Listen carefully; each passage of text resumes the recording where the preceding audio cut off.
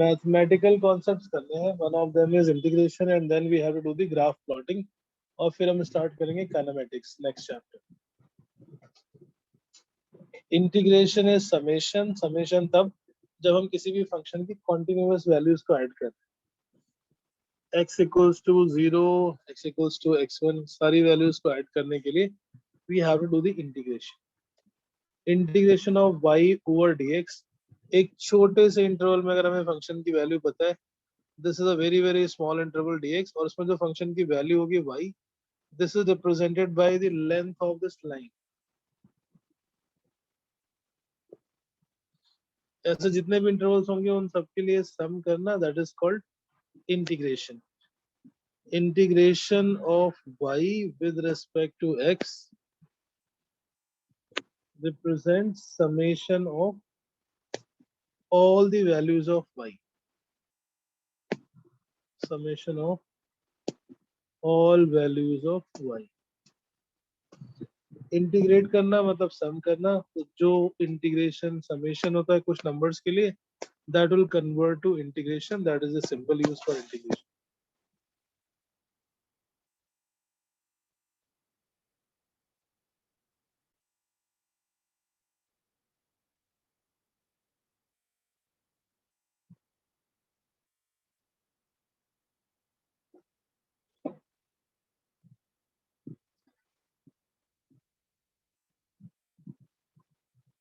Integration of y over dx will be summation. और summation करने का मतलब है कि इतनी जितनी भी वैल्यूज हैं उन सबको हम ऐड करते जाएं, और ऐड करने में we always get some function. तो integration is opposite inverse of differentiation. Differentiate करके किसी फंक्शन को इंटीग्रेट कर दें तो हमें वापस वही फंक्शन मिल जाए. Summation is only for finite numbers and integration is for all the numbers. So there will be infinite number. जैसे 0 और 1 के बीच में टोटल नंबर्स कितने लाई करते हैं? Infinitely many.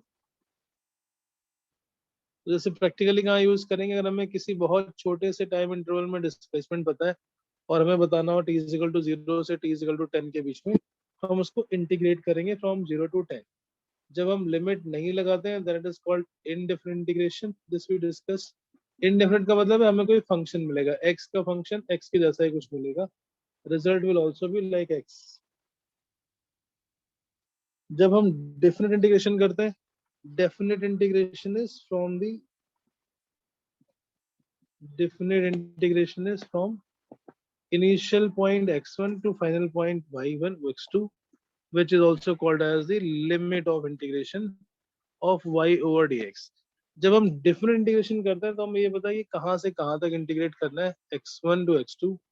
इसके बीच में जितने भी छोटे इंटरवल आएंगे all the dx, उनके करस्पॉन्डिंग एक लाइन आएगी, और उस लाइन को जब हम ऐड कर देंगे तो इंटीग्रेशन का रिप्रेजेंटेशन कैसे कर सकते हैं हम ग्राफ में.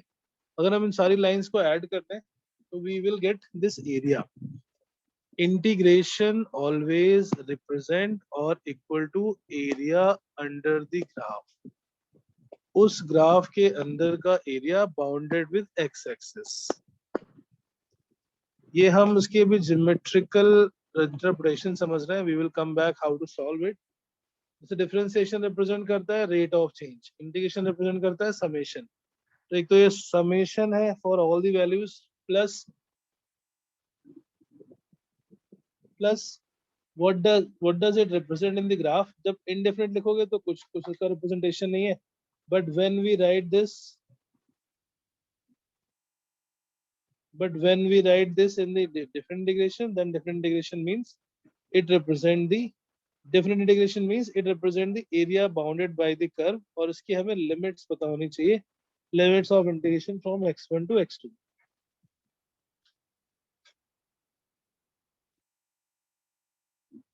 करेक्ट बेटा, ये समझ में आ रहा है नव्या? नव्या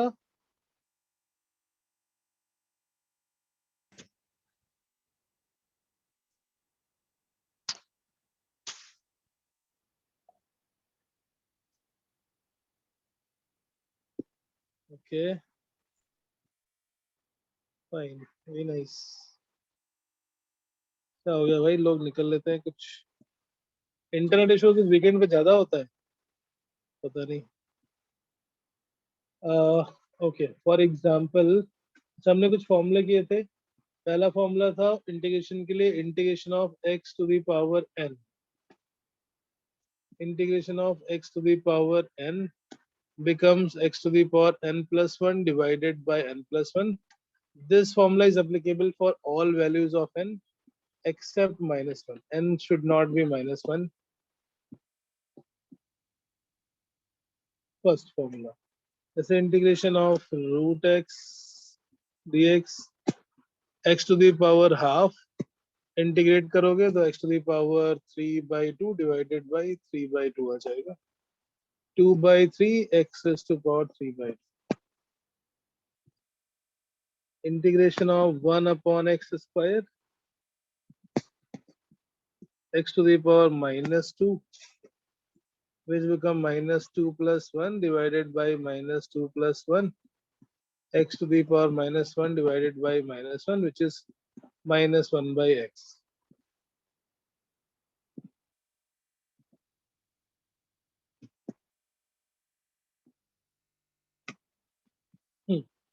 वन अपॉन एक्स छोड़ के हम बाकी सारे फंक्शंस को इंटीग्रेट कर सकते हैं। अब इंटीग्रेशन में जब डिफरेंट इंटीग्रेशन करना होता है उसका मतलब क्या है? कैलकुलेशन ऑफ डिफरेंट इंटीग्रेशन का मतलब हम फंक्शन को इंटीग्रेट करके उसकी जो भी वैल्यू आ रही है, जैसे f को इंटीग्रेट करने पे आता है g सपोज, और x1 से x2 तक इंटीग्रेट कर रहे हैं।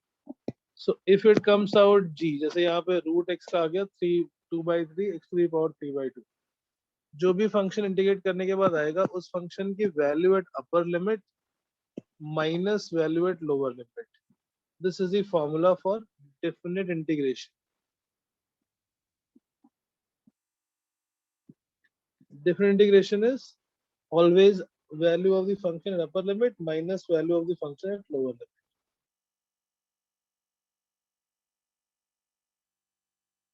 Right?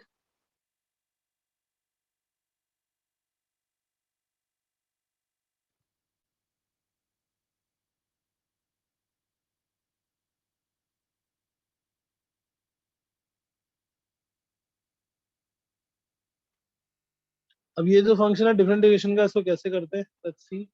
डिफरेंट इंटीग्रेशन का मतलब है किसी भी फंक्शन की वैल्यू पहले नॉर्मली इंटीग्रेट करेंगे। So let's say if we have to integrate x square dx from x equals to 1 to x equals to 3, x square का इंटीग्रेशन आ जाएगा x to the power 3/3 limit from 1 to 3। अब upper limit में x की जगह पे 3 put कर दोगे तो फंक्शन बन गया 3/3। लोअर लिमिट x की वैल्यू थी 1, so minus 1/3। 27/3 minus 1/3, which is 26/3.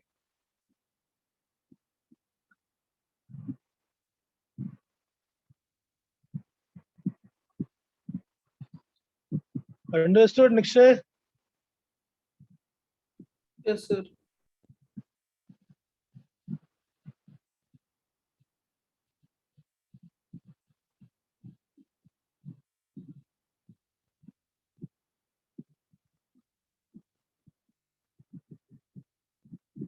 Okay. एक करके दिखाना फिर। Next question for the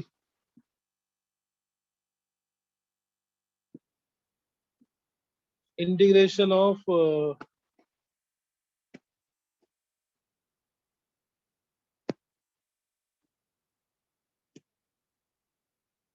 1 upon x square dx limit from 1 to 2. Solve this 1 upon x square integration limit from 1 to 2. Garv, you understood? Sir, done. Yes, sir. Okay.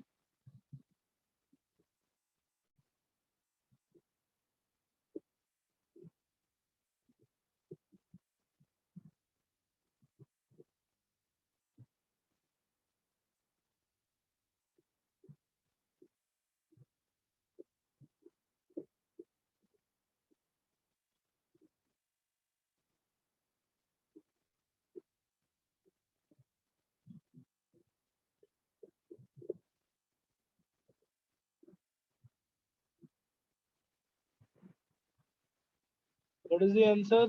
Sir, Akshay? 1/2. 1/2. 1/2. Okay. 1 upon x square or integration become minus 1 by x. Minus 1 by x, limit from 1 to 2. Minus 1 by 2.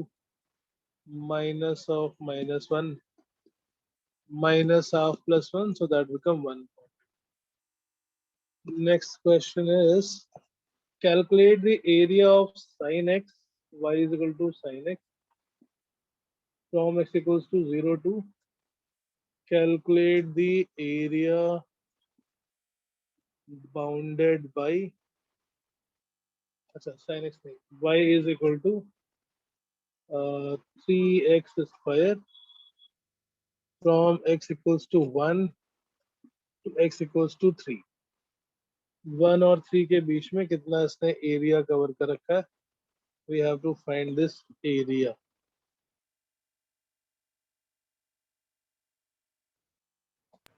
Done.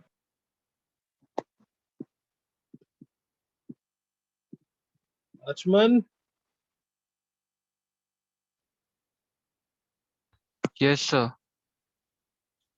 you missed I think yesterday's class. And Yes, sir. एक बार आप उसकी recording लेना षष्ठी ma'am से, she will give you recording. उन्हें बहुत थोड़ा सा ही पढ़ा था. Yesterday I got vaccinated, तो थोड़ा I was little down. In fact today also little bit is there, but बहुत ज्यादा नहीं, हमने थोड़ा सा ही पढ़ा था डिफरेंशिएशन में, but that was a very important part. Maxima and minima, how to find maxima minima, so go through that for sure. Okay, sir. ये समझ में आ रहा है integration part? Getting it? Yes, sir. Okay, calculate the value of 6 square from x equals to 1 to 3. So integration is representing the area.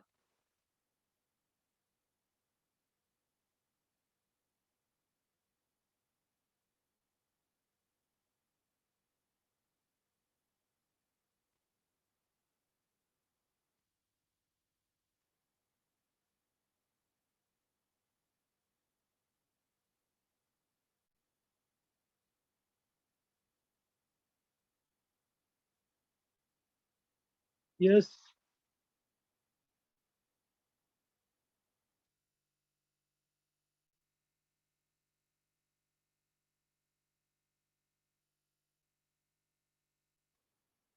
Answer, Ashman, what is your answer?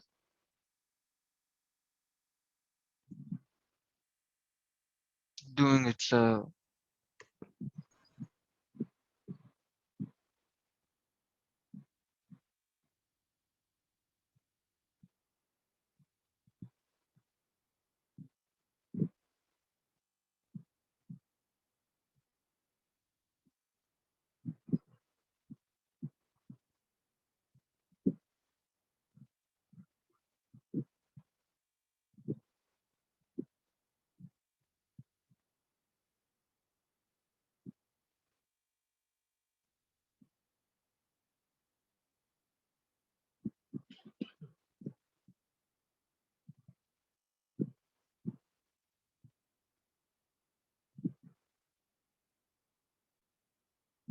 Sir, Yes. Sir ये 3x square है sir. जब हम इसको लिखेंगे आगे तो ये x की जगह एक बारी 3 आएगा और एक बारी 1 आएगा, और उन दोनों की वजह से मतलब. नहीं, पहले इसको इंटीग्रेट करो. इंटीग्रेशन करने क्या है? 3 तो बाहर कांस्टेंट है, आउटसाइड यस आ सर. जाए. x स्क्वायर ये फॉर्मूले से अप्लाई करोगे, x to the power n का इंटीग्रेशन होता है x to the power n plus 1 divide by n plus 1. वैसे तो 3 कैंसिल आउट हो गया, लिमिट आ गई 1 to 3. और जो सॉल्व करने पे आएगा उसको वैल्यू एट अपर लिमिट, तो x की वैल्यू 3 पुट कर दो, minus the function value at lower limit. Value at okay upper sir. Limit. Sir वो मतलब फॉर्मूला मतलब मेरे को याद नहीं रहा वो. ठीक, कोई बात नहीं, अभी तो सीख ही रहे हैं. Okay, can check the formula. Integration of x to the power n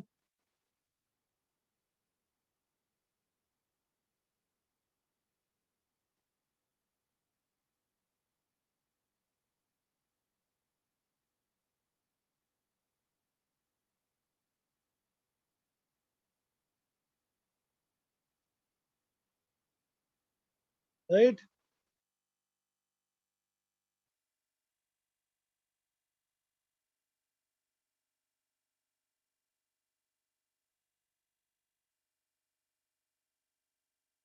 Understood. Nakshay, what is your answer?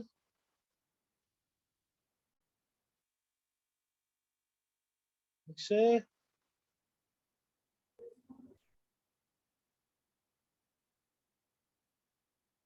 Nakshay, yes sir. क्या आ रहा है बेटा आंसर? इस क्वेश्चन का हाँ, डन।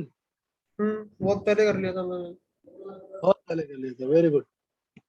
पहला इंटीग्रेशन था, अब सपोज इंटीग्रेशन ऑफ सर 5 आपकी डी। आवाज पूरी नहीं आ रही है, कम आ रही है मेरी। आवाज पूरी नहीं आ रही है, ओके, ब्रेक हो रही है, ठीक है, मैं चेंज कर लेता हूँ, एक second, give me 1 sir minute. नहीं सही आ रही है आपकी। सर ब्रेक नहीं हो रही, वॉल्यूम कम आ रही है थोड़ी।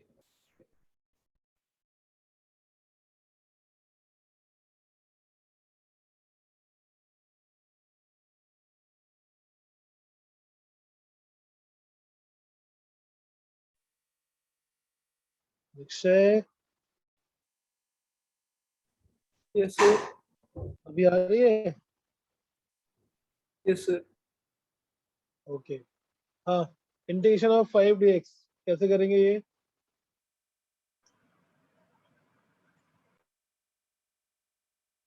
इंटीग्रेशन ऑफ 5 dx 5x हो जाएगा। कैसे किया है इसको? सर 5 तो सर कांस्टेंट, इसको बाहर ले लिया सर, dx को सर इंटीग्रेट करेंगे तो x आएगा। किस फॉर्मूले से? Sir x to the power 0 है सर ये। x टू द पावर 0 है, इसको हम 1 लिखेंगे। x to the power 0, 0 plus 1 divided by 0 plus 1, so that become 5x. Integration of dx will be x, integration of dt will be t, integration of d theta will be theta. So ऐसे हम समझ सकते हैं integration of dx cube is always x,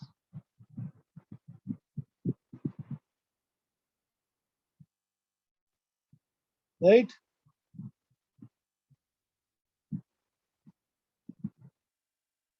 ठीक है, integration का पहला formula देखा हमने, integration was, second formula for integration is, integration हम ऐसा समझ सकते हैं, अगर हमने किसी फंक्शन को डिफरेंशिएट किया है और डिफरेंशिएट करने पे g मिलता है, तो g को x में डिफरेंशिएट करने पे f मिलेगा, both are interconvertible.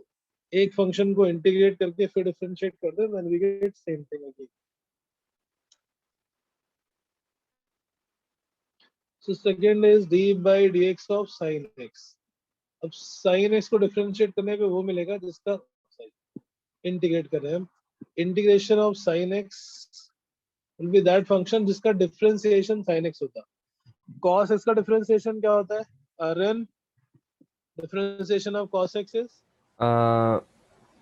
minus sin x minus sin x, और हमें यहाँ पे चाहिए plus sin x, so which means we have to differentiate minus cos x, इसलिए sin x का integration is minus cos x. We have to apply this logic, we can guess what will be the integration.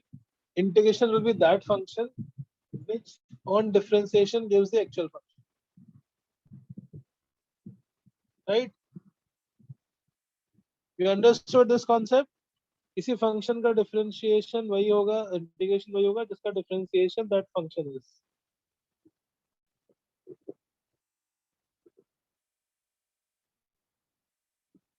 Clear? तो इस हिसाब से cos इसका integration क्या आएगा जिसका डिफरेंशिएशन cos x हो?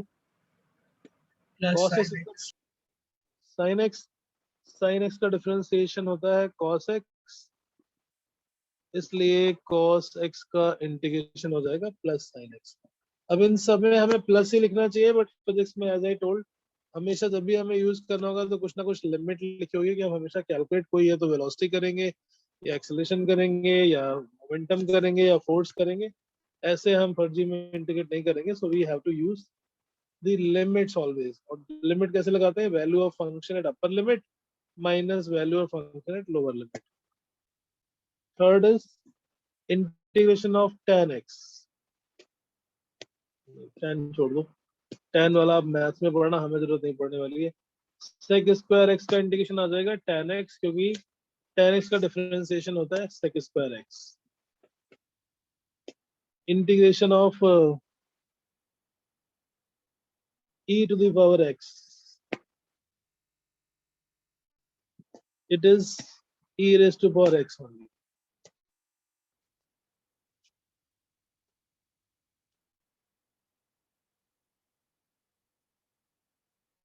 right?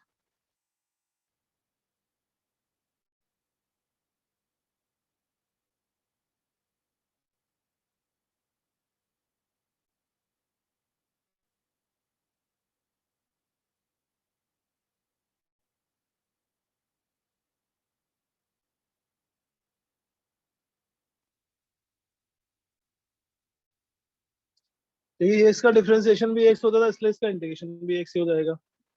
What about 1/x? 1/x का इंटीग्रेशन क्या होगा? जिसका डिफरेंशिएशन था 1/x। 1/x is differentiation of ln x. ln x. d by dx of ln x is equal to 1/x. So integration of 1/x is ln x. तो ऐसे कुछ basic formulas हैं, इसके अलावा और कुछ कॉम्प्लिकेटेड वो आप मैथ्स में पढ़ोगे, integration by parts and products वाले।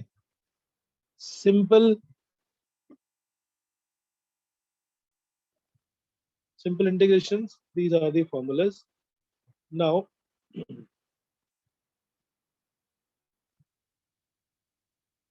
next is जैसे वहां पे एक चेन रूल था, similarly here it is quotient rule. Quotient rule या coefficient rule आप बोल सकते हो।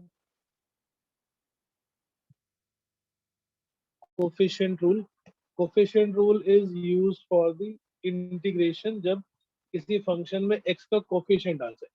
अगर कोई नया फंक्शन आएगा तब तो हम वो कर नहीं पाएंगे, because that is not in our physics syllabus. जैसे हमें करना है sin 3x dx।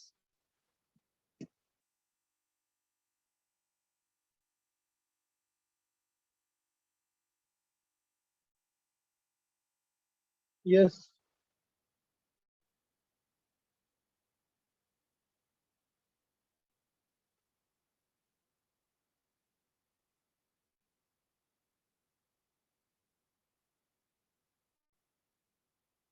sin 3x को इंटीग्रेट करना है, क्या आएगा? सो कि हमारे पास जो फॉर्मूला है वो है sin x का। sin x का integration is minus cos x। This is not chain rule, but कुछ वैसे ही आप अज्यूम कर सकते हो, सिमिलर टू दैट।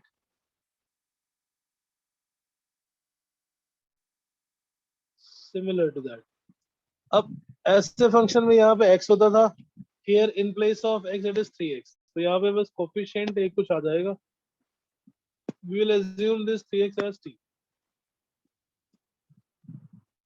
जैसे वहां पे करते थे सेम थिंग हियर, 3x को t को कर दोगे तो sin t आ गया, बट अभी बगल में है dx। अगर sin t है तो हम dt में इंटीग्रेट कर सकते हैं, अगर x होता तो dx में इंटीग्रेट कर लेते। So we have to find the relation between dx and dt। इस फंक्शन को डिफरेंशिएट कर दो दोनों तरफ। Differentiate this on both the sides।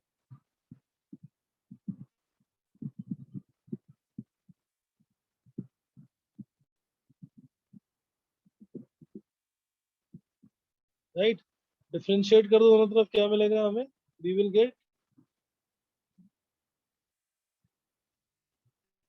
we will get 3 dx as dt। so हम dx को लिख सकते हैं dt by 3। we will replace this dx as dt by 3। मैं थोड़ा मैथमेटिकल इसलिए बता रहा हूँ ताकि आपको कुछ भी जबरदस्ती ना लगे, थोड़ा अगर समझने की कोशिश करेंगे तो हम डायरेक्टली समझ सकते हैं कि why it is happening। अब sin t का इंटीग्रेशन आ जाएगा माइनस cos t, के dt में कर रहे थे। Now substitute the value of t which is 3x। तो कोफिशिएंट रूल क्या होता है? If there is a function, if function is linear but having a coefficient of x, having a coefficient of x, x के साथ कुछ multiple में है, तो हम उसको नॉर्मल डिफरेंशिएट करेंगे, नॉर्मल इंटीग्रेट करेंगे जैसे करते हैं, but we will divide at the end, we will divide at the end by the coefficient of x। x का जो भी कोफिशिएंट होगा उससे हम उसको बाद में सबसे लास्ट में we will divided. Divide the whole by function of x.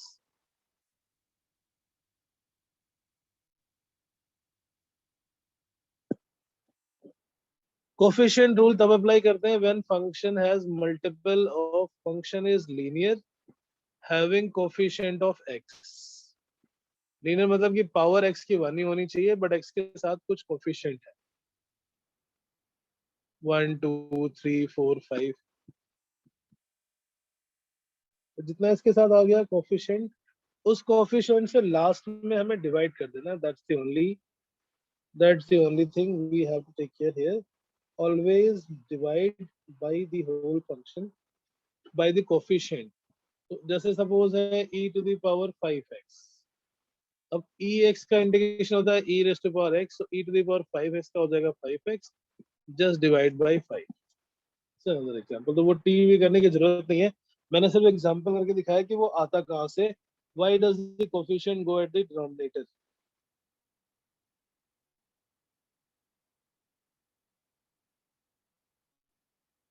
Correct? Understood? Next है यस सर. तो ऐसे सारे फंक्शन में हम सिर्फ और सिर्फ x का बस एक लेंगे क्या coefficient. We'll consider one coefficient. It should not be any other function of x. Differentiation में तो हम कोई भी रैंडम सा फंक्शन ले लेते थे. यहाँ पर हमें यूज करना है only and only that function which is जिसमें x का बस कोफिशिएंट आ जाए. So next example is integration of cube root of 5x plus 2. Cube root का मतलब होता है power 1/3. So when we solve this, हम इसको पहले लिखेंगे 5x plus 2 to the power 1/3. When you integrate this, ये आ जाएगा x to the power n plus 1. x की जगह पे इस पूरे को t assume कर लिया. n plus 1 divided by n plus 1 और पूरे फंक्शन को फिर हम उसके कोफिशिएंट से डिवाइड करते हैं. We will divide this whole function by its coefficient. So 1/5 5x plus 2 to the power 4/3 divided by 4/3 and always at the end divide by coefficient of x.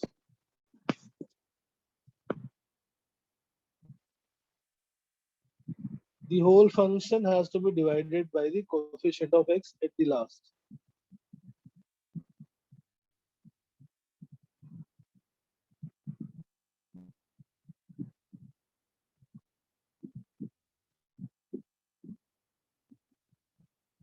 इसमें 5x plus 2 को ले लेते हैं t and 5x plus 2 को t लेके and then we will apply that formula of p to the power n.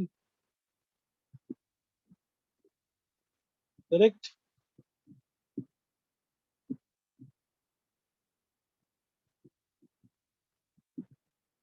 बेटा समझ आ रहा है कुछ? Yes.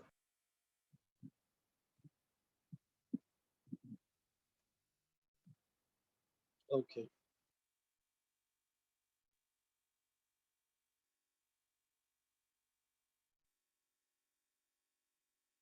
राइट, ठीक है, आगे बढ़ते हैं. इंटीग्रेशन में mostly we will use this type of function जो लीनियर फंक्शन होंगे. और लीनियर फंक्शन में next is integration of 1/3x plus 2 dx. 1/3x plus 2 dx. चलो सॉल्व कैसे करना है इसको. Next integration of 1/3x plus 2.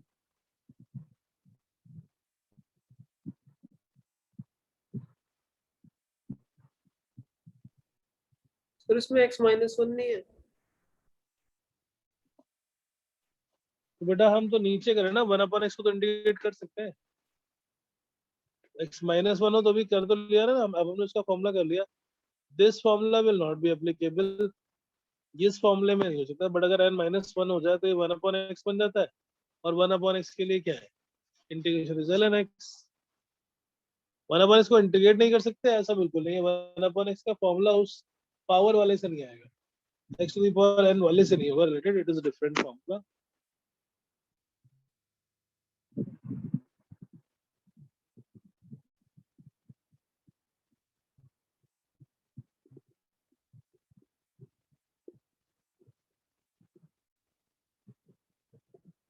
Yes, one upon three x plus to.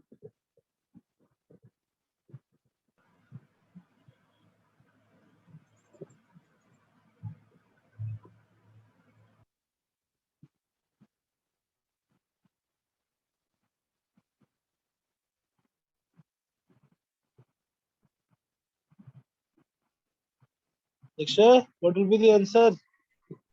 ln 3x plus 2 into 1 upon 3 ln 3x plus 2 into 1 upon 3. into 1 upon 3, l 1 upon x का ln x, तो ये आ जाएगा ln 3x plus 2 upon 3। Very good.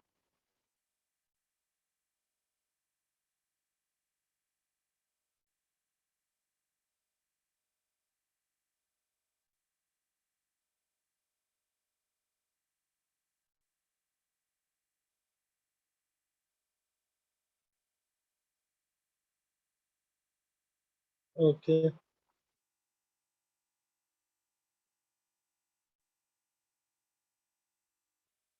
ठीक है, तो हमने integration समझ लिया। इंटीग्रेशन का रूल क्या है वो हम पढ़ेंगे नेक्स्ट चैप्टर में। जैसे एक्सेलेरेशन पता है, वेलोसिटी निकालनी है, वेलोसिटी पता है, डिस्प्लेसमेंट निकालना है।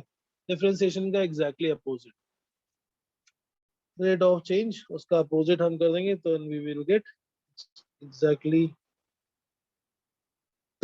Integration, right.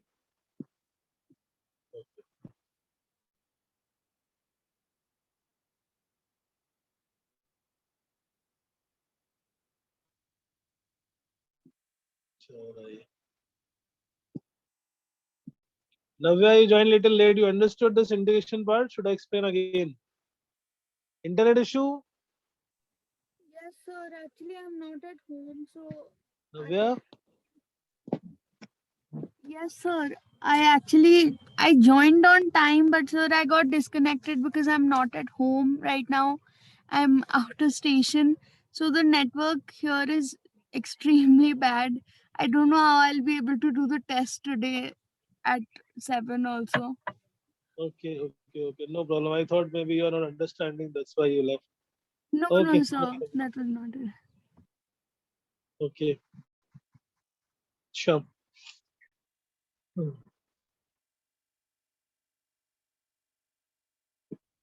Okay, integrate 3x square minus 6x plus 10 upon x to the power 3. 10 upon x square dx. Limit from 2 to 3. Limit from 2 to 3. Integrate this.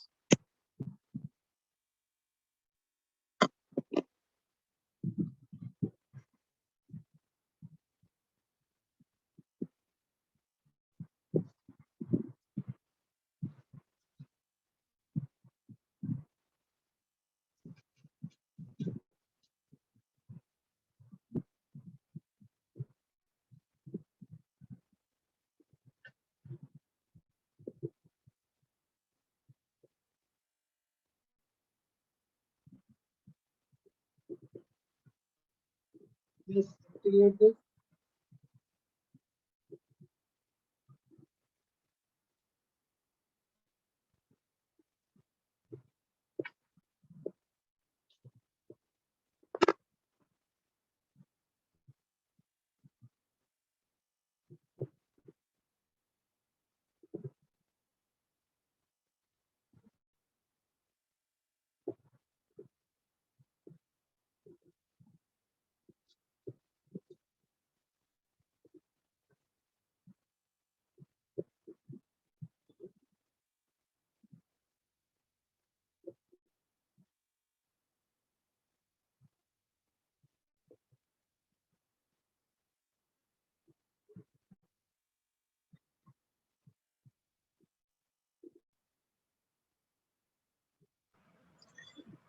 Sir, I'm getting the answer 97/36.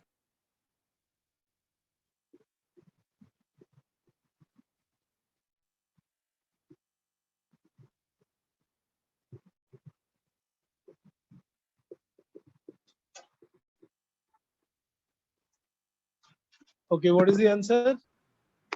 Sir, 97/36. Sir, I'm 90. getting 150 upon 4. Okay.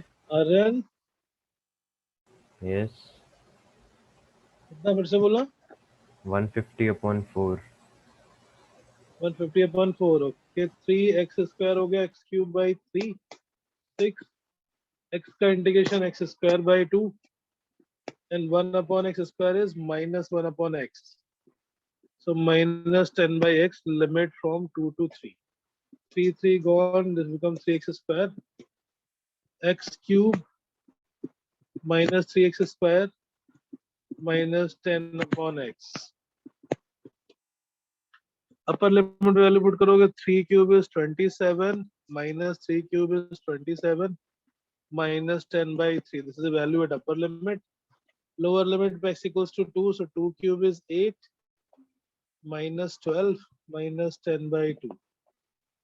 27 gone.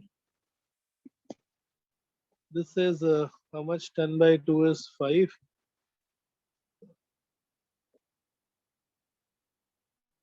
11 minus 10 by 3, is it correct?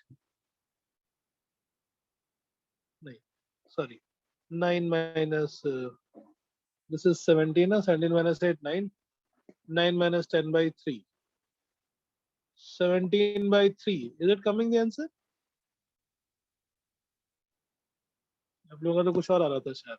Sir, Anyone actually, got this? I copied the question as 10 upon x cube. That's why. So 10 upon x cube. Okay, 10 upon x square it was. गलत. Next, what is your answer?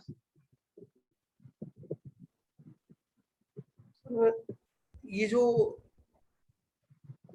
10/3 है minus में plus में नहीं हो जाएगा and में? हाँ बेटा. प्लस नहीं हो जाएगा एंड में? नहीं, ये तो प्लस थोड़ी होगा. कौन सा स्टेप प्लस हो जाएगा? जो इंटीग्रेट करके आया उसमें x की वैल्यू 3 डालो माइनस लोअर वैल्यू. हाँ तो लोअर वैल्यू पहले ही माइनस में थी. This is upper limit minus lower limit. 3 पे रख दिया. 3 cube 27 minus 3 cube 27 minus 10 by 3. Upper limit आ गया. माइनस 2 को पुट करोगे. 2 cube is 8. 4 into 3 12 minus 10 by 2 that's 5. ये माइनस 17 और प्लस 8 आ गया माइनस 9. माइनस 9 और प्लस 9 तो ये माइनस 10/3 माइनस प्लस 9 9. माइनस 10. बात तो एक ही है यार. वो चाहे 9 को पहले लिखो बाद में लिखो. 27 minus 10 that's 17 by 3. That should be the answer.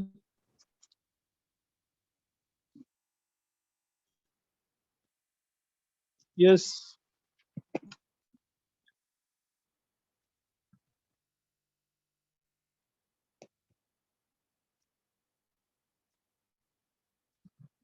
आ रहा है 17 by 3 किसी का? Yes, sir. अब आगे फिर से. सर अब तो आ गया. पहले नहीं आ रहा था. अश्विन आपने क्या की मिस्टेक? सर मैंने इसलिए मिस्टेक कर दी सर, वो क्वेश्चन में कॉपी करते हुए वो आगे डिफरेंस वो इंटीग्रेट पूरा गलत कर दिया. जब हम वेलोसिटी को इंटीग्रेट करते हैं तो हमें upper limit minus lower limit में मिलेगा displacement. If we integrate velocity then we get integration. Integration करते हैं वेलोसिटी का देन वी गेट डिस्प्लेसमेंट. क्योंकि डिस्प्लेसमेंट क्या होता है? Upper limit minus lower limit. Upper position मतलब maximum final position minus lower position. Likewise, we will do it here. Okay, so if velocity is, suppose velocity of any function, velocity of a particle at x equals to 2 meter is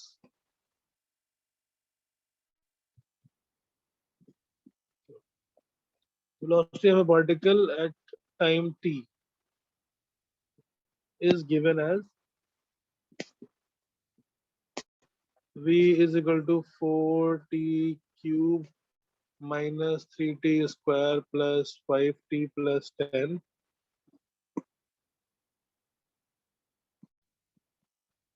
Find the total displacement in 10 seconds.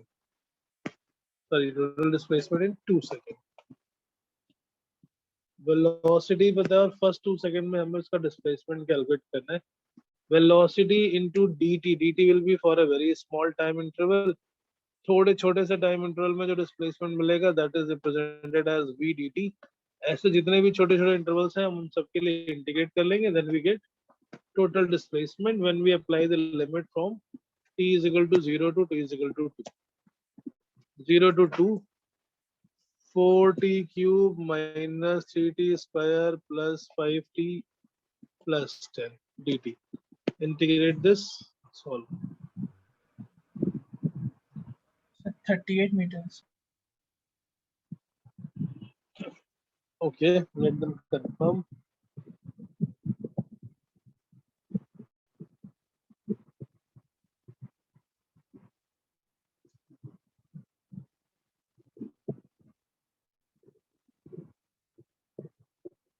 Yes, anyone got the answer?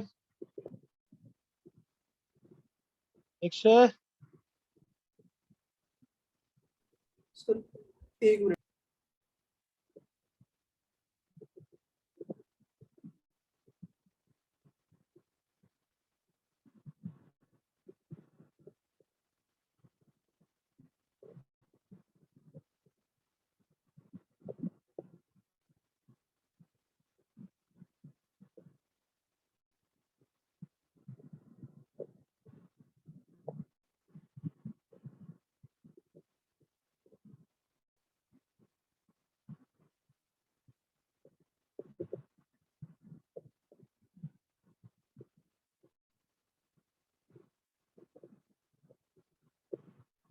इतना time थोड़ी लगता है. 4 t to the power 4 by 4 integrate करेंगे minus 3 t square का t cube by 3 plus 5 t का integration t square by 2 और 10 dt का integration t. This is integration और इस इंटीग्रेशन की हमें लिमिट लगानी है 0 to 2.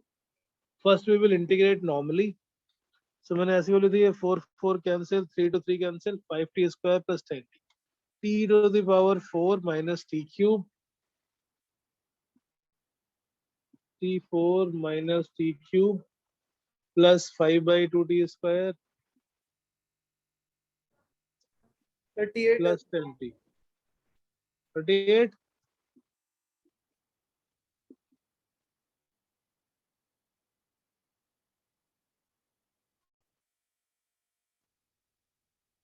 Two to the power 4, 16 minus 8 plus 10 plus 20. That is 38. So 38 meter will be the displacement in first 2 seconds.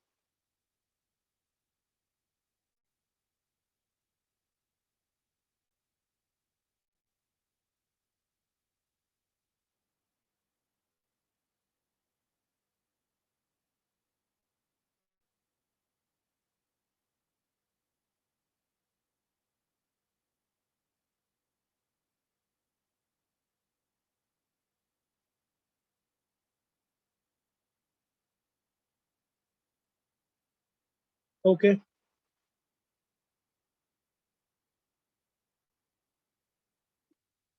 So अब हम देखते हैं डिफरेंशिएशन, सॉरी इंटीग्रेशन का जो यूज है. Application of integration, we find it is to area, calculate the area to find the summation. Next part आ जाते हैं graph plotting में. This is graph. So standard graph जो आपने कुछ पढ़े हैं, शायद स्ट्रेट लाइन पढ़ा होगा या मे भी पैराबोला भी पढ़ा होगा 10th में. अगर पढ़ा है, नहीं पढ़ा है तो कोई बात नहीं. हम कैसे आइडेंटिफाई करेंगे किसी भी फंक्शन का ग्राफ स्ट्रेट लाइन होने वाला है या पैराबोला होने वाला है या सर्कल होने वाला है या एलिप्स होने वाला है. तो there are some standard graph. बाकी रैंडम तो कुछ भी हो सकता है. There are many possible random graph. Straight line is y is equal to mx plus c. जब y भी लीनियर हो, x भी लीनियर हो, दोनों की पावर 1 हो, both x and y linear, ऐसे फंक्शन को हमेशा हम स्ट्रेट लाइन पे रिप्रेजेंट करते हैं. दिस ग्राफ विल बी, अगर y की पावर होती कुछ 2 3, that can not be represented as a straight line. और जब भी किसी लाइन को हम ड्रॉ करते हैं, so we require these two information to draw it. इसने y एक्सिस पे कहाँ कट किया है, that is called y axis intercept. c is the y axis intercept of this line, और m की वैल्यू जो है that is slope which is equal to tan theta. It is called slope of the line, and this line decides that slope is positive or negative.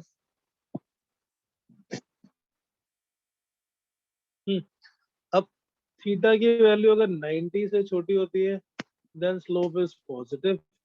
Slope is positive का मतलब m will be positive, and opposite, if m is negative, then theta is greater than 90. Theta is greater than 90 means slope is negative. So हमें एक तो देखना है कि ये axis पे कहाँ कट कर रहा है, ऊपर की तरफ या नीचे की तरफ. That is the first information. Second information that we require is कि ये लाइन x एक्सिस के साथ, और theta is the angle that line makes with the x axis. ये बेसिक मैथ्स है जो हमें जरूरत पड़ती है for each and every chapter in physics. Physics में हर चीज को हम ग्राफ में रिप्रेजेंट करते हैं. We represent that in graph also.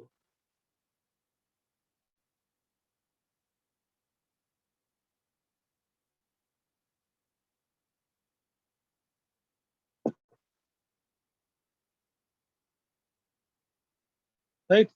That line makes with x-axis in anti-clockwise direction, क्योंकि anti-clockwise एंगल को ये हमेशा पॉजिटिव लेते हैं. In anti-clockwise direction हम कभी भी clockwise direction में एंगल नहीं लेंगे. This angle has not to be taken as theta. It should be always from the anti-clockwise direction.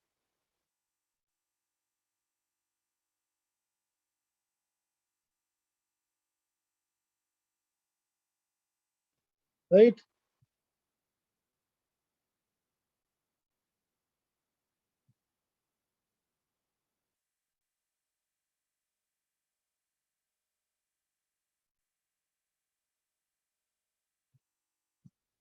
Okay, so हमें लाइन की इक्वेशन बनाने के लिए, किसी भी लाइन की इक्वेशन बनाने के लिए वी रिक्वायर दीज टू. एक तो y is equal to x, x के कोफिशिएंट क्या है, अगर x का कोफिशिएंट है positive like 3x minus 2, compare करोगे स्टैंडर्ड वैल्यू से, c आ गया -2, m आ गया +3. ये y एक्सिस पे नेगेटिव साइड में इंटरसेक्ट कर रहा है. This intersects the negative side -2, और यहाँ से जो इंटरसेक्ट आना चाहिए, that intersect the line should make an angle less than 90 because slope is positive. Slope positive है तो इसका angle 90 से छोटा होना चाहिए. This will make an angle less than 90, और ये y axis पे इंटरसेक्ट कट करेगा -2. y axis पे कहाँ कट कर रहा है उसका हमें उसकी वैल्यू चाहिए, और स्लोप का साइन चाहिए. In which particular it is making angle less than or greater than, so -x + 5. अब इसमें slope is negative. Slope negative मतलब लाइन ऐसी बनेगी कि इसका एंगल 90 से बड़ा हो, और y एक्सिस पे इसने इंटरसेप्ट कट किया है on the positive side.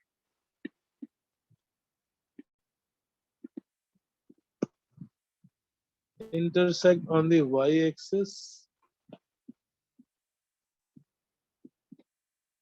+5 angle, and this is making an angle greater than 90. Greater than 90 तो ये राइट साइड में होगा, because only then the angle will become greater than 90. हम यहाँ पर एक रफ सा ही फिगर बना रहे हैं, हमें सिर्फ शेप चाहिए. We just want the shape of this line. We don't want exact location. Exact location का मतलब वो कितने एंगल पर है, वो exact एंगल नहीं चाहिए हमें. सिर्फ उस लाइन का एक रिप्रेजेंटेशन करना है स्लोप का. Where will be represent that line clockwise, anti-clockwise, right side से pass होगी, left side से pass होगी accordingly. ये दोनों ग्राफ आगे समझ में? निक्षय, आचमन, नव्या, Yes, sir. हम जो पढ़ा ना किसी चैप्टर का पार्ट नहीं है, लेकिन वो पार्ट है ये जो मिसिंग है 10th और 11th के बीच में. फिजिक्स में ये फर्स्ट चैप्टर से यूज हो जाएगा. मैथ्स में आप पढ़ोगे बट शायद थोड़ा लेट पढ़ोगे. स्ट्रेट लाइन तो फिर भी थोड़ा बहुत पढ़ रखा है, but other type of graph like parabola, ellipse, वो हम नहीं पढ़े इन मैथ्स. पैराबोला क्या होता है? ये straight line, so I'm just writing some of the straight line. You have to find its, you have to draw its graph. Y is equal to minus 2x minus 1. Fourth is y is equal to 3x plus 2, suppose. इस third वाले में क्या है? m भी negative और c भी negative है. m is negative and c is negative. c negative है तो y एक्सिस पे नीचे इंटरसेक्ट करेगा, और m नेगेटिव है, so line will make an angle greater than 90.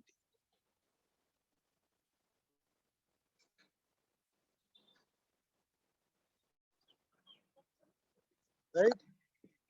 In this line, the angle should be greater than 90 and the into y direction. So if we draw this on the graph,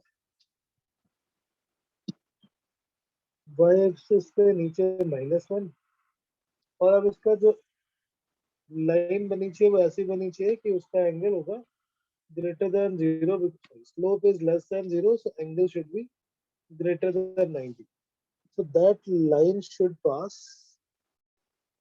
That line should pass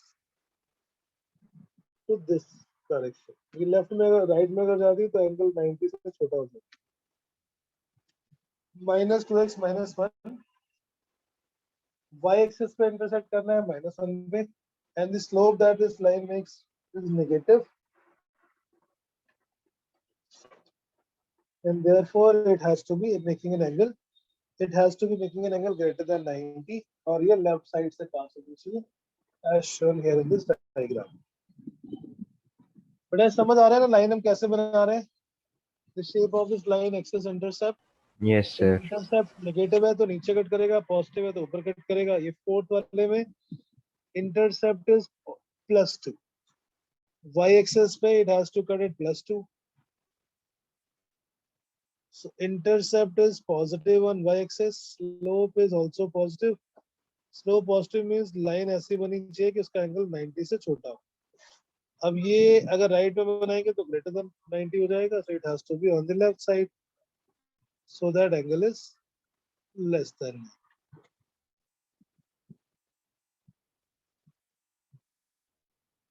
okay, so ये हमने 4 possible cases कर लिए, 2 C positive और 2 M positive negative, and similarly intercept. अगर suppose किसी line में intercept ही ना हो, जैसे y is equal to 3x, इसके लिए C is 0, y is equal to -2x.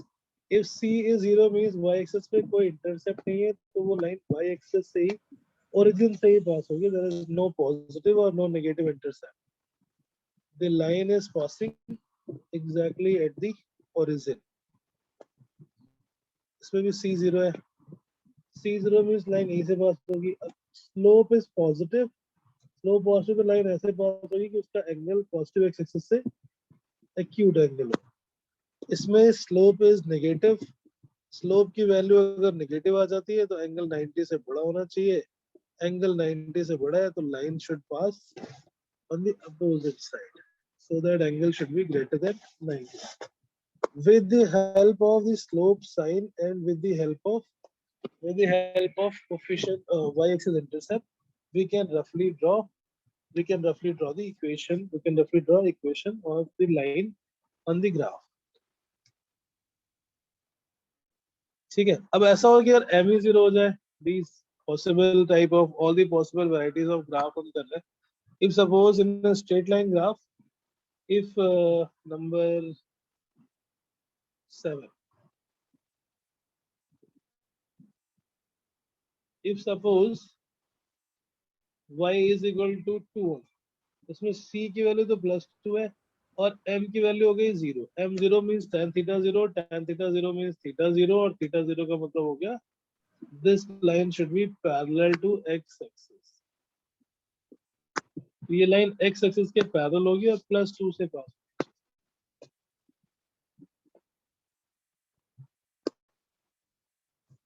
This will be the line y is equal to 2. Slope is 0. Tan theta is 0. Theta is 0. Theta 0 मतलब that line will be parallel to x axis. If y is minus, अगर intercept की value negative है, suppose y is equal to -5, m आ जाएगा 0 और c की value आएगी -5.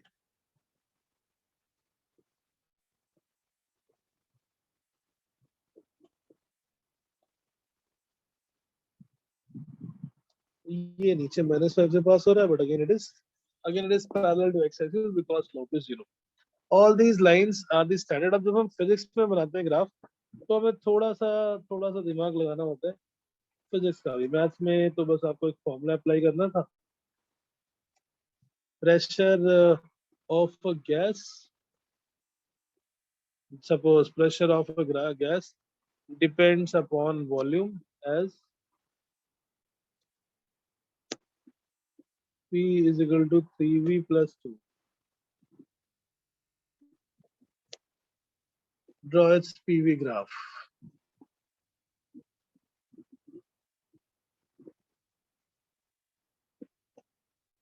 So y PV graph का मतलब कि P आपको रखना है y एक्सिस पे और V आपको रखना है x एक्सिस पे. तो इस फॉर्मूले में जो भी हमारे पास इक्वेशन है, P को रिप्लेस कर लो y से, V को रिप्लेस कर लो x से. Here C is +2 और C is +2 और इसकी जो स्लोप है वो भी पॉजिटिव है. Slope positive means angle should be less than 90. Angle less than 90 मतलब ये लेफ्ट में आना चाहिए. Is this equation correct? Is this line correct? हमने इस ग्राफ को प्लॉट करना था. This is pressure and V is volume. जो y एक्सिस पर होता है उसको हटा के इसकी जगह y अज्यूम कर लिया just to check, just to get the exact comparison with the standard equation and the given equation. y axis पे प्रेशर था, सो y एक्सिस पे P को रिप्लेस कर लिया y से. x एक्सिस पे वॉल्यूम था, सो V को रिप्लेस कर लिया x से. Now we have to find the PV graph. ये ग्राफ सही है, इसमें कुछ गलत है? Navya, it's correct or something is wrong? Deberg?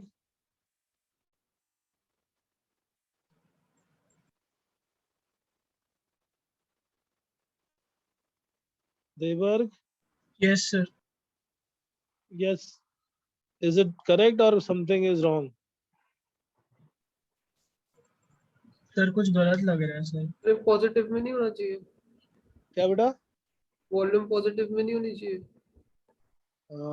Very good. ये वैसे तो मैथमेटिकली तो सही था ये, but volume cannot be negative, so graph will start from here only. Good. ये ग्राफ नीचे की तरफ नहीं जा सकता because it will start from here only. Volume cannot be negative. इसलिए इस ग्राफ को जब हम फिजिक्स में बनाएंगे तो थोड़ा हमें उस क्वांटिटी का भी ध्यान रखना है. अब इसी का अगर हमें VP ग्राफ बनाना है, y एक्सिस पे V और x एक्सिस पे P. Draw its VP graph. तो P को x पुट कर लेंगे और V को y पुट कर लेंगे. 3y is equal to x minus 2. y is equal to x by 3 minus 2 by 3. अब इसका slope positive, intercept negative. Slope is positive, intercept negative, तो ये ऐसे आ जाएगा. Again same logic, we can not say that pressure is going to be negative. ये यहाँ से स्टार्ट होगा कुछ. Pressure can not be negative, it will start from this point. So हमें ये थोड़ा सा ध्यान रखना है जब भी हम जब भी हम फिजिक्स में क्वेश्चंस किसी भी क्वेश्चन की क्वांटिटी का ग्राफ बना रहे हैं कि वो प्रैक्टिकली पॉसिबल है या नहीं। जैसे वेलोसिटी टाइम ग्राफ बना रहे हैं तो टाइम कभी नेगेटिव नहीं हो सकता। प्रेशर वॉल्यूम ग्राफ बना रहे थे तो प्रेशर वॉल्यूम कुछ भी क्वांटिटी कभी नेगेटिव नहीं हो सकती। एनर्जी कभी नेगेटिव नहीं हो सकती। पोटेंशियल पोटेंशियल एनर्जी तो नेगेटिव हो सकती है बट काइनेटिक एनर्जी कभी भी नेगेटिव नहीं हो सकती। So when you draw the graph in physics, you have to be little careful about which quantity we are plotting with. The first standard was parabola. Second standard graph is first standard graph is straight line. Second standard graph is parabola.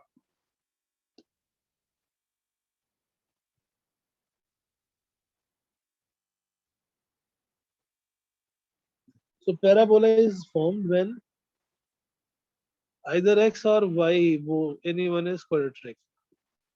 X or y is quadratic यानी second order. दोनों में से कोई भी एक, either x और y. अगर x quadratic है तो इक्वेशन बनेगी कुछ y is equal to ax square type की। अगर y क्वाड्रेटिक है तो y square is equal to ax। These are the two different type of parabola, two different shapes of parabola.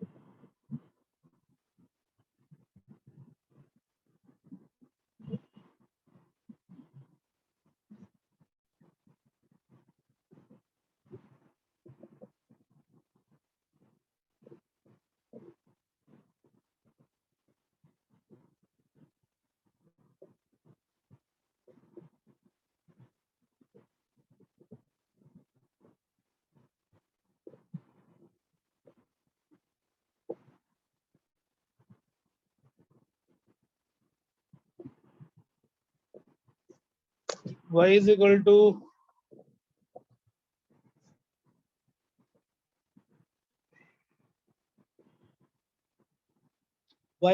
x square और y square is x। दोनों parabola की graph है।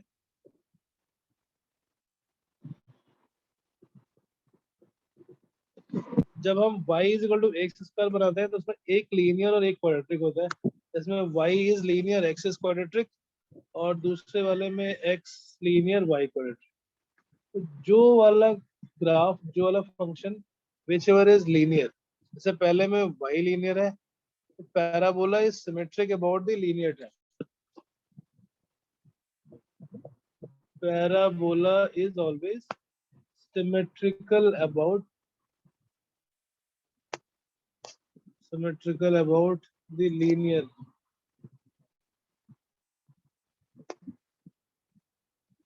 linear का मतलब जैसे यहाँ पर y में ये वाला पैराबोला y के अबाउट सिमेट्रिकल होगा, y versus x, it will be symmetrical about y. दूसरा वाला पैराबोला, इसमें x लीनियर है, it will be symmetrical about x.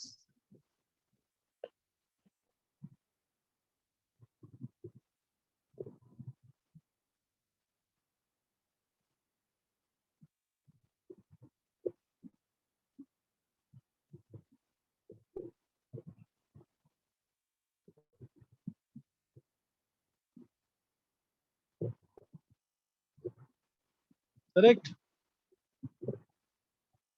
जैसे ये जो पैराबोला था y is equal to ax square, y linear है, ये y के अबाउट सिमेट्रिकल होगा। दूसरे पैराबोला में x लीनियर है, so it is always symmetrical about the x axis. अब जो x स्क्वायर का कोफिशिएंट है दैट विल डिसाइड कि पैराबोला ओपन किस तरफ होगा। इफ a इज पॉजिटिव तो पैराबोला ऊपर की तरफ ओपन हो रहा है, अगर a नेगेटिव होता तो पैराबोला नीचे की तरफ ओपन होगा। In this same symmetric about y, but parabola will be opening in the downward direction. Parabola की ओपनिंग पॉजिटिव वाई एक्सिस की तरफ है, इसका मतलब a is positive, so y is equal to 2x square. If parabola is opening toward negative x axis, means a is negative, so y is equal to minus x square times. Parabola की equation में एक linear और एक quadratic होता है, जो linear होगा उसके अबाउट वो सिमेट्रिकल होगा, और जो क्वाड्रेटिक है उसका कोफिशिएंट डिसाइड करता है। अदर टर्म कोफिशिएंट डिसाइड्स कि वो फंक्शन पॉजिटिव साइड में ओपन होगा या नेगेटिव साइड में ओपन होगा। ओपनिंग ऑफ पैराबोला, ऐसे यहाँ पर है y स्क्वायर इज सिमेट्रिक तो x के अबाउट है, बट अगर a की वैल्यू पॉजिटिव है तो ये पॉजिटिव एक्सिस की तरफ ओपन होगा, जैसे y square is equal to 4x। अगर a की वैल्यू नेगेटिव है, इफ a इज नेगेटिव तो ये आ जाएगा कितना, y square, then it will be opening towards negative x axis. Positive axis की तरफ ओपन हो रहा है, इसका मतलब a इज पॉजिटिव, नेगेटिव एक्सिस की तरफ ओपन हो रहा है, then a is negative. So this are the two type of parabolas. एक की एक्सिस है x एक्सिस और दूसरे की एक्सिस है y एक्सिस। पैराबोला उस एक्सिस के अबाउट सिमेट्रिक होता है जो लीनियर होगी, and the coefficient of the other term, square term, represent its coefficient of the other term represent its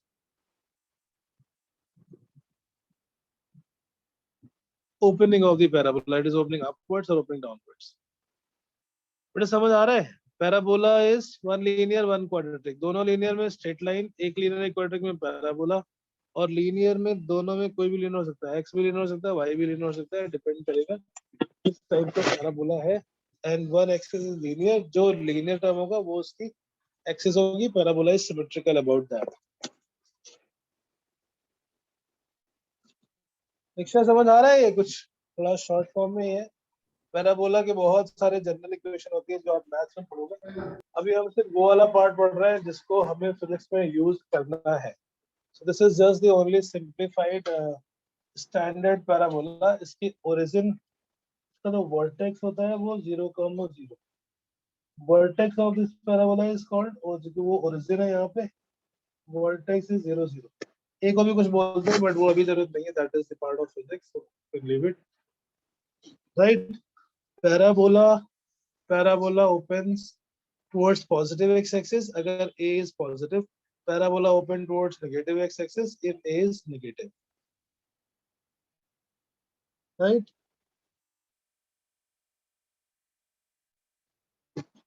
Right? Yes, sir. Yes, sir. Okay. अब इसको हम देखते हैं किसी भी इक्वेशन में कैसे बनाएंगे। तो थोड़ा सा तो ये टेढ़े मेढ़े वाले पैराबोला होते हैं। Example, suppose velocity of any particle, velocity of a particle is given as v is equal to t square plus 2t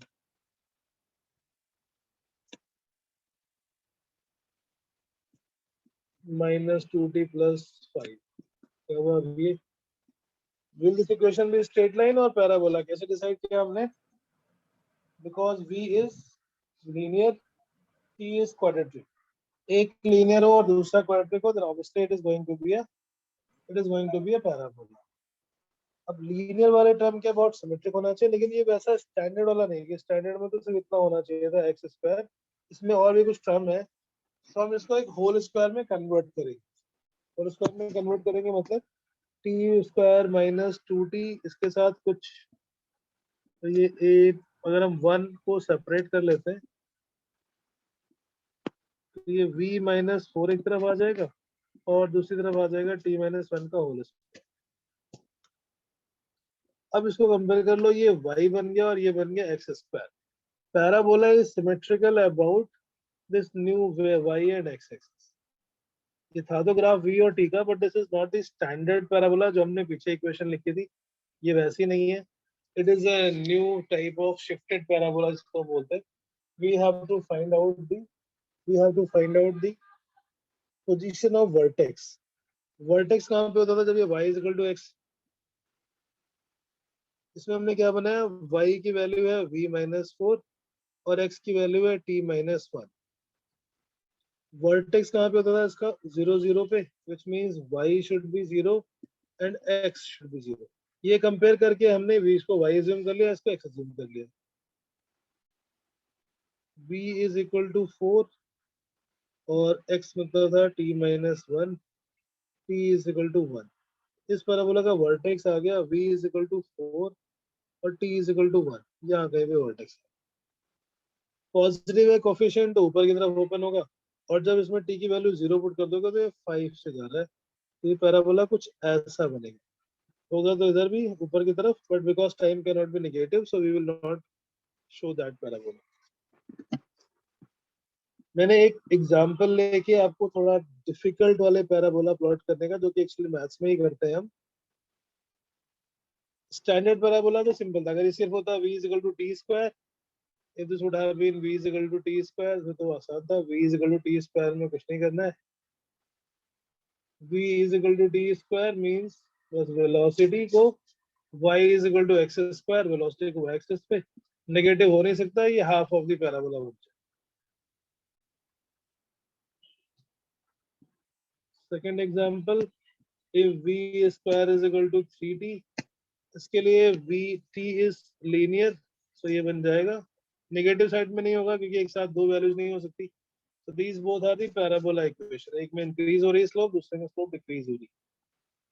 but अगर पैराबोला सिमेट्रिकल ना होके स्टैंडर्ड फॉर्म में ना हो, कुछ कांस्टेंट आ जाए, कुछ और ऐड हो जाए, but still is satisfying the condition that एक टर्म लीनियर है, यहाँ पे वेलोसिटी लीनियर है और टाइम हो गया क्वाड्रेटिक। इधर भी समझ आ रहा है, पहले पढ़ा है ये कुछ? Yeah, Or- I've seen this. I've read this before, but yeah, समझ आ गया. You have read this before? Yes, sir.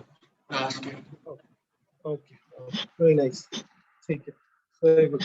So parabola की इक्वेशंस बनाते टाइम हमें हमेशा कंपेयर करना होता है कौन सा टर्म लीनियर है, कौन सा वाला क्वाड्रेटिक है।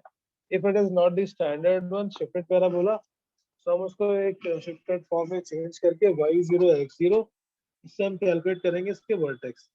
सो vertex of this parabola comes out 4,0, और क्योंकि स्क्वायर का कोफिशिएंट पॉजिटिव है इसलिए ऊपर की तरफ ओपन होगा और y एक्सिस के अबाउट सिमेट्रिकल है, so it will B parabolically like this.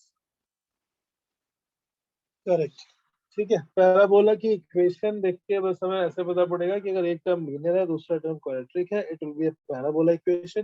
Parabola opening upwards और डाउनवर्ड्स पता पड़ेगा कोफिशिएंट से, coefficient of is positive then it will be upwards और पॉजिटिव एक्सिस की तरफ ओपन होगा। If coefficient is negative then it will be opening towards negative axis. But एक साथ इससे ये दूसरा वाला पैराबोला है, let's say if it is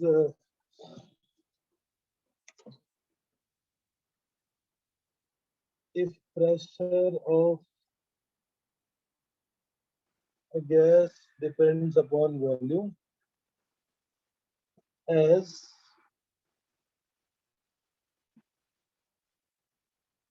v square plus 1, क्या हो गया, ये y is equal to x square, p minus 1 is y square, 1,0, 1,0, this term 1,0 here, y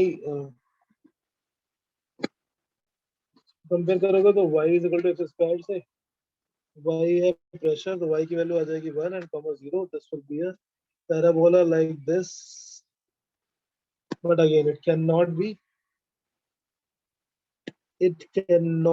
negative, volume cannot be negative, तो उसको हम यहाँ से हटा दें।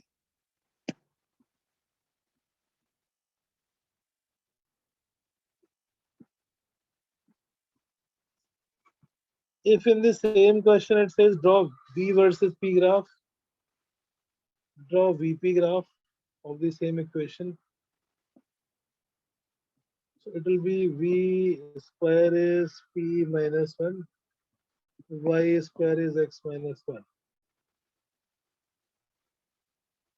X equals to 1 और Y is equal to 0. ये यहाँ से कुछ ऐसे होगा, this will be the graph. It will not be going on the negative side because volume cannot be negative. एक ही ग्राफ को हमने दो अलग अलग वेरिएबल में रिप्रेजेंट करेंगे, अगर तो अलग तरीके से रिप्रेजेंट करेंगे, then y is equal to x square एक तरीका है और दूसरा में y square is equal to x है.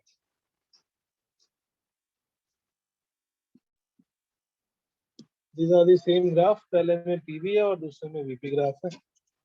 So when we have to show the graph on the show any result on the graph axis, on the graph, we will have to see and check which one of the graph is, which one of the variable is on x-axis and which is on y-axis. Compare करके हम y और x की equivalent value निकालेंगे and then we will draw the graph. First finding the vertex, finding the vertex, finding its opening, upward or downward, and accordingly we will figure out. Right? Yes, sir. Yes. तो ये हो गया parabola, circle, straight line, parabola. Third standard graph is circle. Equation of circle is, अगर x भी quadratic हो और y भी quadratic हो, x square plus y square is a square. Both x and y quadratic और दोनों का coefficient same है. Both x and y quadratic with same coefficient.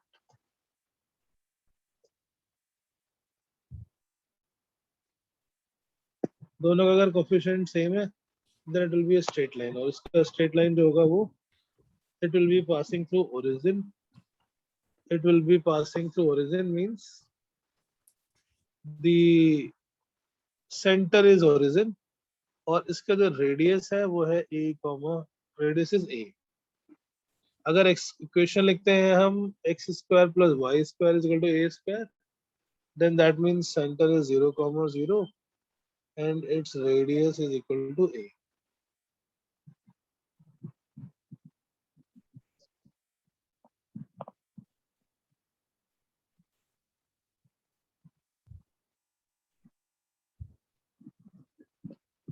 Okay. अगर हम सर्कल को कहीं शिफ्ट कर दें ग्राफ पे, if circle is shifted to some other point, यहाँ कहीं पे, सपोज इसका नया जो सेंटर है वो है x0 y0 और सेम रेडियस, इसकी इक्वेशन आएगी x minus x0 square plus y minus y0 square is equal to a square. Second equation of the circle. Center is x0 y0 and radius is a. तो हम केवल standard form लिख रहे हैं, बाकी जब जरूरत पड़ेगी हम इसको और डिटेल में समझेंगे whenever required.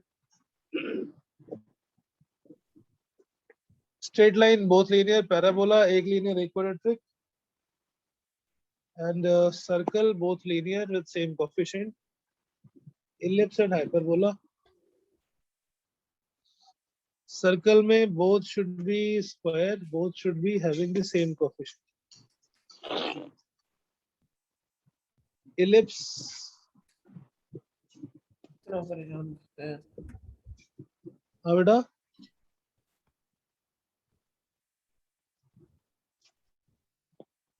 अच्छा चलो ठीक है, फिर हम बाकी नेक्स्ट क्लास में कंटिन्यू करते हैं.